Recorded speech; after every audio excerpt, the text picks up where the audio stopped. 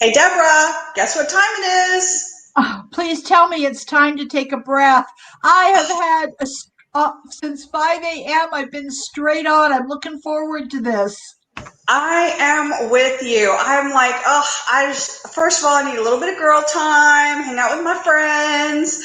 But it is time to take a breath. It is time to put down your work. It's time to uh, grab your phone, join us on Facebook, a cup of coffee.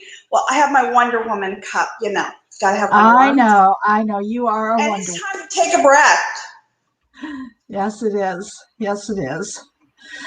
Wow. It has been a week. Wow, here we are in Holy Week, Wendy.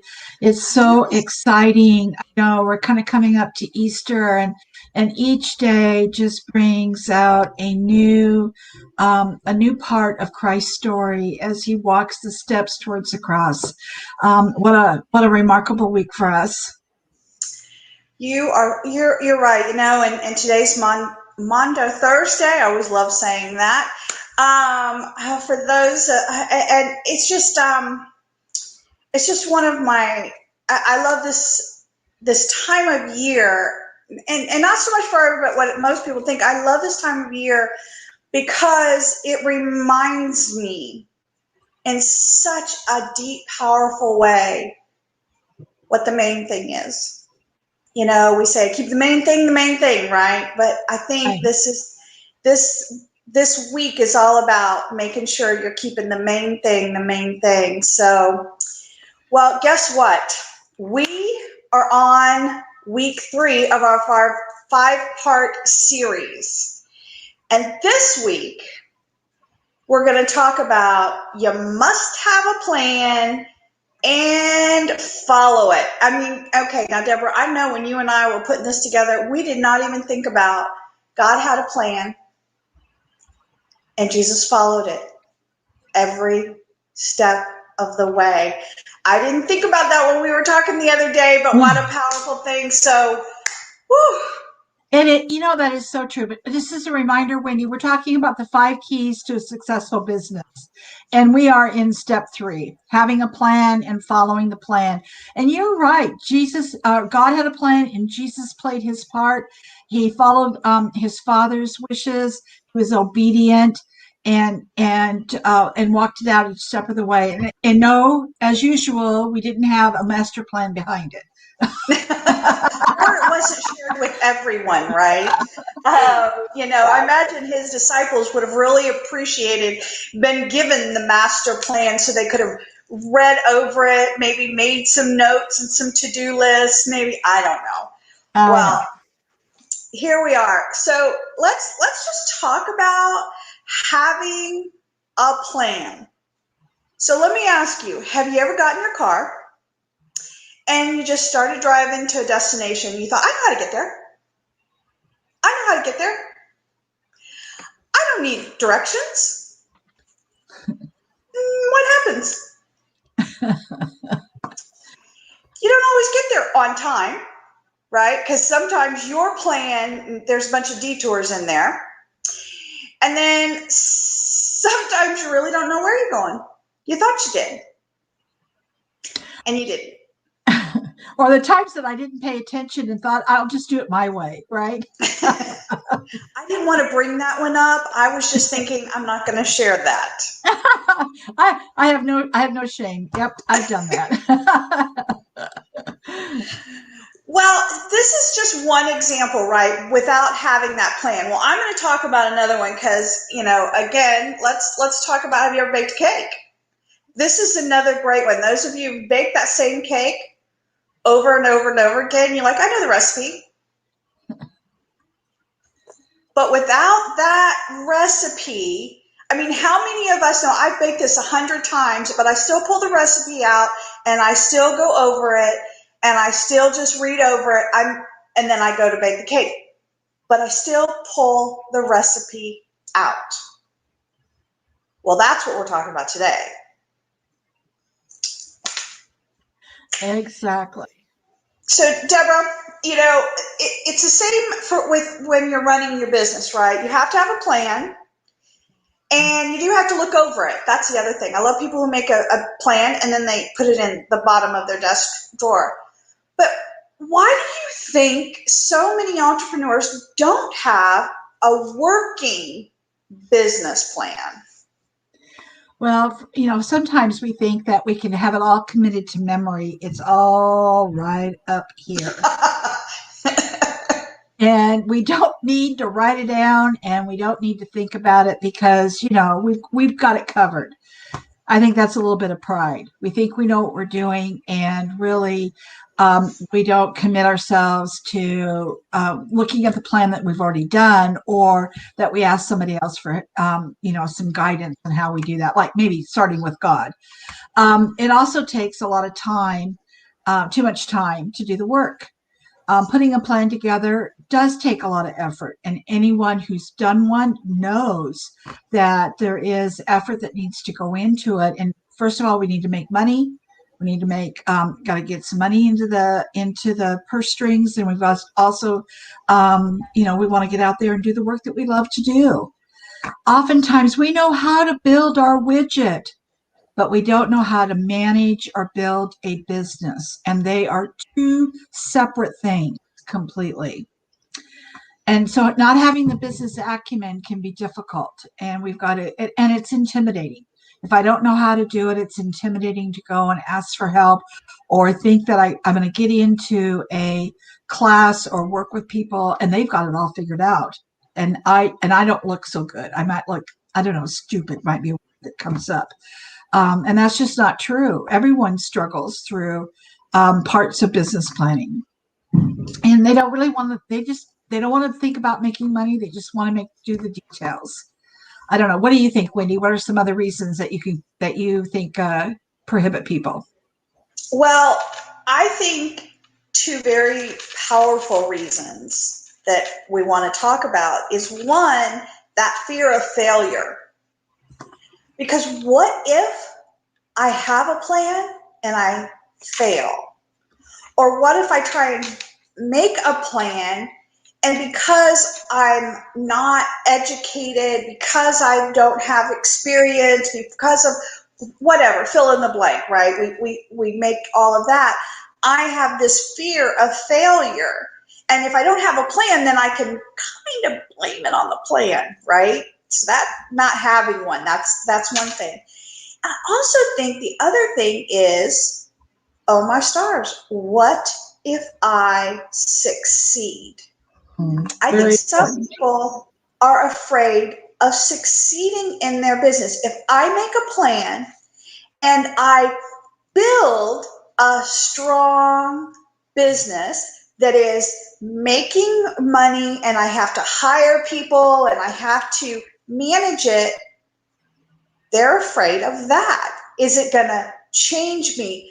And I did not believe this when I came on board with Nehemiah Project. And Patrice would say, a lot of Christians think that making money is not a good thing, right? Or having the money is not a good thing. But I think some people, some entrepreneurs are afraid of that success because there's a lot of reasons for that. I think that's part of it as well.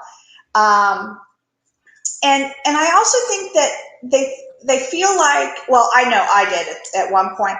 I just don't have the time. I got to build the widget. I got clients. I don't have the time to invest in developing this plan. And then you want me to follow it and watch it. And I just don't have the time. I have customers to do. I have customers to serve. And then, you know what? Something else, Deborah, that I've noticed in some of our students is they just didn't really have a vision or a goal for their business. They just want to get out there and do the job, right? They love what they do so much.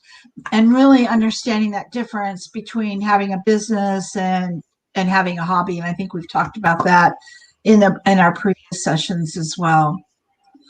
Absolutely. Well, these are all big things, but ladies, we don't just talk about, how awful it is or how hard or blah, blah, blah. We're going to help and bring some ideas, some solutions to this. So let's just kind of review a second because we're on part 3. So part 1 was, is there a need for what I do and how do I know? So ladies, if you're joining us the first time and you missed that podcast, go back 2 weeks ago and you'll find it. The second part, what we talked about last week, is what is your product or service? Really having a good understanding of that. So, of course, today we're talking about you got to have a plan and you got to follow it. So what's one thing, Deborah, that they can do? Well, first of all, let's talk first about what's the common reasons why businesses fail. And I know that there's a lot of reasons. You can Google it and look out there. But first of all, we got to know what can trip us up. What can happen from the very beginning that we can avoid? What is that pothole in the road that we don't have to fall into if we plan and prepare for that? And the first one is, a lack of capital or funding. You really have to understand what is the either your startup costs or what it takes to run your business each month. You have to understand, and do you have the funding to make that happen? If you don't have the funding, it's going to delay and it could hold back some of the activities that you want to do to start your business. So it's first making a list of all the things I need down to the paperclip. The big things like equipment, or laptops or websites or marketing, whatever, brochures, whatever that is, all the way down to the pencil and paperclip that you need. The second one is not retaining or having an inadequate team. Know who you need to have on your team and how they can support you. All of us are fabulous. We can do lots of things. We just cannot do all of everything. So who do you need to have on your team to help you? So for me, I need to have somebody who can look at a financial statement and help me to decipher it. For someone else, maybe it's social media, or maybe they need to have help with HR and their processes or a marketing team. So know who you need to have and how they can fit in. The third one is not your infrastructure, your business model. How are you going to make money? And can you make money on it? Yeah. Might be good. Do I have, am I charging enough in order to make a profit? Am I in a deficit and I'm giving money away or giving my product away? Now, we talk about in training, biblical entrepreneurship training, that marketing may include samples of your product or service, but you should, as a rule, your business model has to cover expenses. Your income has to be more than your expenses, and that includes paying yourself a living wage. Don't give yourself a dollar, not a dollar, but what would it take to replace you in the business? How much would you have to spend? And so you have to think about that, ladies. What's the value that you bring? And then the last point I'm going to talk about, and again, there's many others, but I think these are the top 4. If you don't have the right marketing, you don't have the right message out into the marketplace, you don't understand your target market, what their needs are, and how to communicate with them, how you're going to follow up with them, how you're going to ensure that they know that they need you and they need your product or service. So to me, these are we have to plan so that we don't fall into these 4 potholes. Deborah, that's so true. And I can't tell you how many times I've heard someone say, well, my marketing plan and strategy is social media. Yeah. And the problem with that is you don't have a plan for your social media. And it's one of those things that I think trip people up is they say, well, I'm gonna do radio ads. Okay, but how are you going to convert them? What are you going to do with the leads? And there's a lot that goes into that. And so these 4 things, ladies, I think are really important. These are the top 4 reasons businesses fail. So going into creating your plan, that's the first thing you need to think about. How do I avoid those potholes? And Wendy, let me just say one thing as you're talking about things like social media. You know, there are lies out there in the marketplace that says all you have to do is put your business on a website and let it just bring in the business for you. You know, I'm going to call it out. That's a lie. You have Yep. to work. You have to mine those leads. You have to know what your processes are. I just want to reinforce that because we can't believe that no business is successful unless you work at it. Or, and one of my favorite lies, if you will, when it comes to this is, oh, just post on Facebook or do a Facebook ad. You'll get tons of business. Mm-hmm. Yeah, no, big fat lie, because it's just not that simple. There's a lot that goes into it. All right, well, let's talk about our second talking point here. Do you have the knowledge you need to operate your business? Now, this again is another question you want to be asking yourself. Do you have the knowledge? Does that mean, do you have the knowledge for administration, for the operations, for the finance, for the marketing? And if you don't have the experience or the knowledge, then where do you need to go for help? And for me, it's also which is the most urgent of the areas that you don't feel that you're qualified. And one of the things that we teach in BE is developing your organizational chart and then creating a timeline, some benchmarks. When I get to this point, I will hire, this is the first position I want to hire.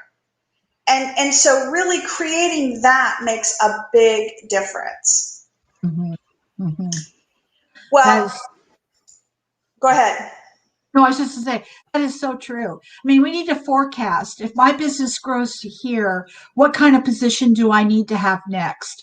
Who is that ideal candidate that I can bring in that will support my business? Not wait until you get there because then we make silly hiring choices. We start filling anybody to do the job rather than the right person to do the job.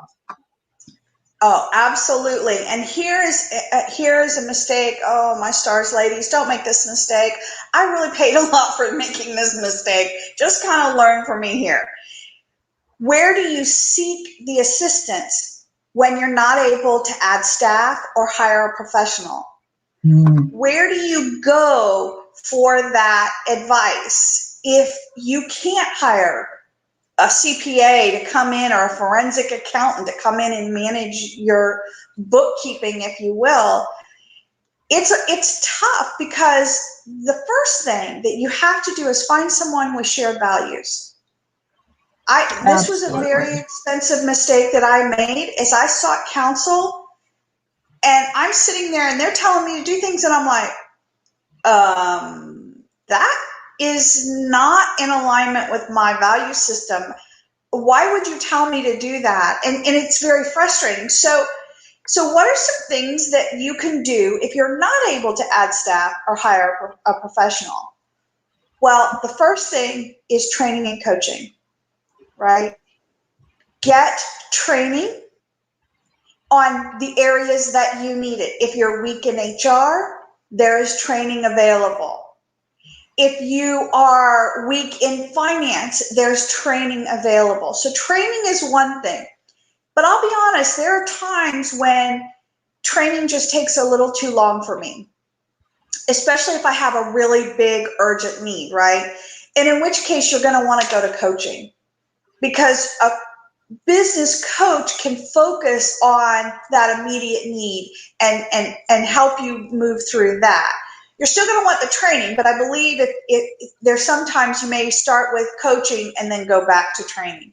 But that's kind of the first area, and I think it's one of the you got to know. You may not do the work, but you do have to know. So I have to know how to read my financial statements and produce them. I may not do them, but I do have to know how to do it so that I can oversee and make sure it's being done correctly. Another thing is get a mentor.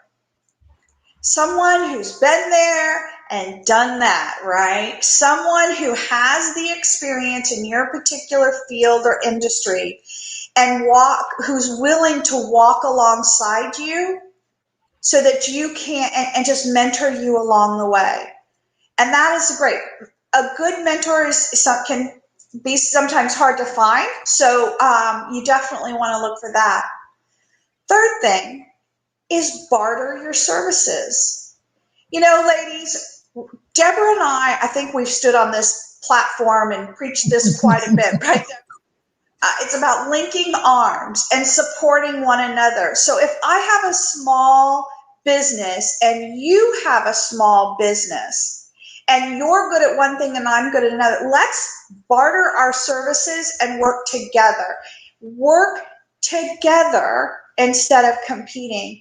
So you can barter your services. There's a lot you can do. And I'm going to tell you, I did a lot of bartering services in my early entrepreneurial days when I didn't have a lot of the training and skills. Another thing you can do are volunteers and interns. That's another area you can get help. And then finally, if you do nothing else, go to your public library. There are so many free resources available. And I'm going to tell you, the ladies at the library or the men at the library, they would love to show you the resources that they have available for you. So there's 5 things that you can start with. Wendy, I really love this volunteers and interns because this is a way of growing somebody else up. Somebody who needs experience, somebody who has a knowledge that can help, that you can also be helping them to move to the next step. And what a great way to determine if you want to hire this person to have them under your staff and pay them a real salary as well. It's a often overlooked one as we look ahead.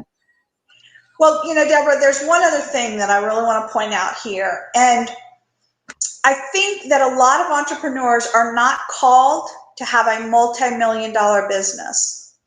Some of us are called to have a $50,000 a year business, enough to provide the resources to take care of me and my family. Some of us, we need to be seeking God on how big he wants the business to be and who he wants us to serve. Because see, this is where I think a lot of people, and I've seen a lot of people when they're doing their business plan, they've got this huge organizational chart, and they're gonna in their first year do $1 million in business with a marketing plan that says I'm going to use social media. Start small, one step at a time. One step at a time. Well, and the Lord tells us as we are faithful with a few, that He will give us even more. We can look at the parable of the talents. Some had 5, some had 3, one had 1. How are we using what we have? Well, Wendy, I know as we're getting close to this, I want to bring up our talking point 3, and this is once you have a plan, once you put one together, may not be perfect, but you have a plan. Follow it. Use it. It's a living, breathing document. Review it often. Now, at Nehemiah, we have Monday staff meetings where we talk about some of the activities that we're doing against our plan. Once a month, we go back and we look at what our results are against our plan. And once a quarter, we have a staff retreat where we go back and we look again at our plan and where we're at, because we need to make a course correction. Or maybe one of our assumptions was better than we thought, or it didn't turn out the way that we thought. It isn't a failure. It is an opportunity to be flexible and be nimble. We are responsible for these businesses, and how important it is to be able to say, all right, I thought this was a great idea, or something changed in the marketplace. Now I have to pivot and I need to do something else. And I think the other part of it that goes along with it is, if you know your business, you don't turn over the operations to someone else to do, unless, of course, that is an operational position that's working under your authority. We're stewards of God's business. We've been given an awesome opportunity to serve him, to be accountable for how we use his business, his idea, his resources. And so we have to be able to answer for how the state of our business as well. And then I will just say, kind of as I finish this up on this point 3, remember, you can either have a business or a hobby. If it's something that you enjoy doing and you enjoy giving it away, and it's just in the act of your service to others, there's nothing wrong with that. The world needs a lot of people who can give away what they do, but that's a hobby. Don't try to make it into a business. That's right. You cannot make it be both. So coming back again to those important questions, God, what did you call me to do? Did you call me to have a business that goes into the marketplace and is a light that serves a specific need, that takes care of my family and the community?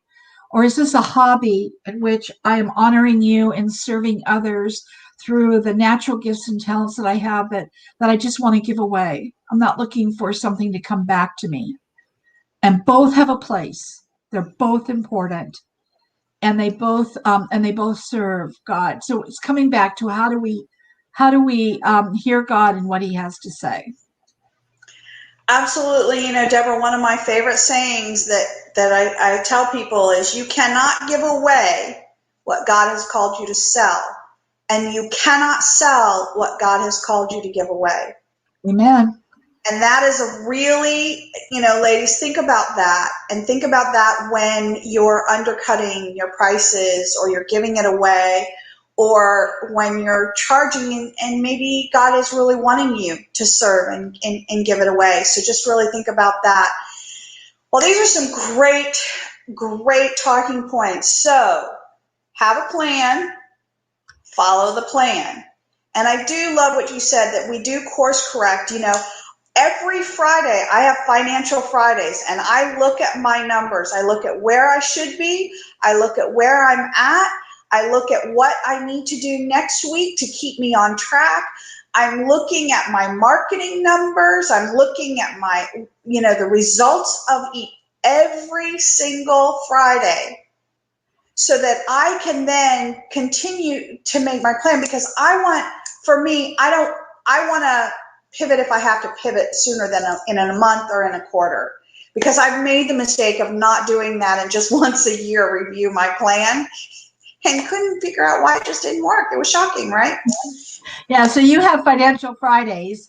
I have a date in my Friday calendar that it is a review of the week and plan for the next week, and it is timeout on my calendar.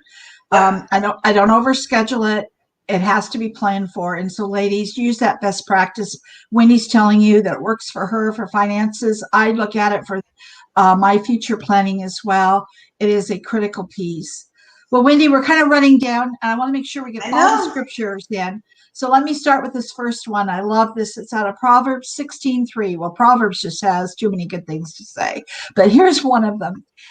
Commit to the Lord whatever you do, and He will establish your plans. You know, we have to ask God to step into it. We have to be willing to listen and follow His lead, and He will give us those plans. He will give us the answers. It may not come as quickly as we want. It may seem like we're waiting a long time, but He does establish our plans. Absolutely. We may not always like the answer either. We can throw that out there too. We could. Well, let's go to Proverbs again. Proverbs 16:9. In their hearts, humans plan their course, but the Lord establishes their steps. I love that one. We can have a plan, but the Lord has our steps already mapped out. Humble ourselves and lean unto Him. And then finally, ladies, out of Luke 14:28. Suppose one of you wants to build a tower. Won't you first sit down and estimate the cost to see if you have enough money to complete it? You know, it's one of the very first things that we talked about, one of those potholes, not having enough cash to run your business. So first of all, estimating your cost, what it's going to take to run the business, and what are your plans to be able to have the cash flow it takes in order to continue to run your business as well. I don't know, Wendy, I'm really excited about these. These are great verses, but also some great tips for our ladies. And next week we have something else in mind. What's next week's topic? Well, I don't remember. They're going to have to wait and see. It's going to be a surprise. They're just going to have to come and see what step 4 is. All right, we'll see what that is, what the surprise is as well. All right. Well, ladies, we have extended our time by a minute and a half. We just thank you for joining us today. We pray that that some of this information speaks to you, that Deborah and I are here to serve you. There are a number of opportunities that you can get the training or coaching that you need. We are happy to walk alongside you. We have a needs assessment. If you go onto our website, the very bottom of the page, there's a link. You can take a needs assessment and schedule a time with us. We'd love to sit down and talk to you about your plan for your business. But it's time to go. It's time to get back to work. It's time to finish back. So guess what? We always leave you with something that's very, very important. So I want you to always remember this. Look to the Lord in his strength. Seek his face always. 1 Chronicles 16:11. You ladies have a fabulous week. Enjoy your weekend celebrating what the Lord has done for us, and happy Easter. Happy Easter, everyone. He is risen. Bye now. Amen. He is risen indeed.